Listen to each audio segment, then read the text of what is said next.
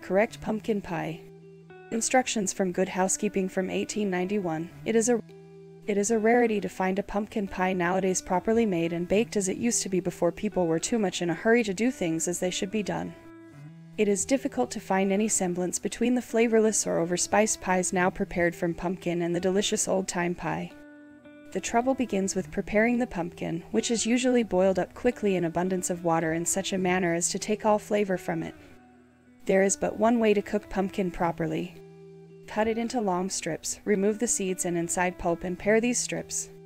Put them into a porcelain-lined iron saucepan, if you have one, or any thick saucepan, in about 2 inches depth of boiling water. A 4-quart saucepan filled with sliced pumpkin will require less than a quart of water.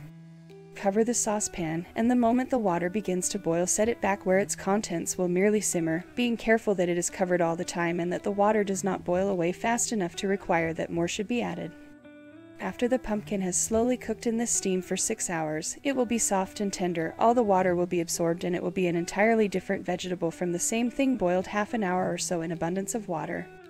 A well-made pumpkin pie is much better than a squash pie, a frequent makeshift for it even in New England. After cooking pumpkin properly, it is not necessary to wring it in a cloth, thus extracting all its flavor and leaving a dry pulp behind. It should be simply mashed and strained through the colander.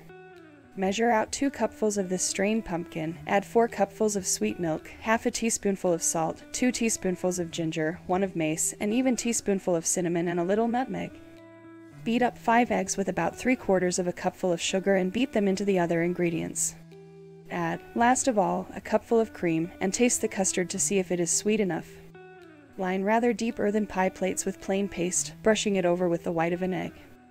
Put around each pie a rim of puff paste, if you wish, and fill it with the prepared pumpkin. Bake the pies rather slowly till solid in the center in an oven well heated at the bottom.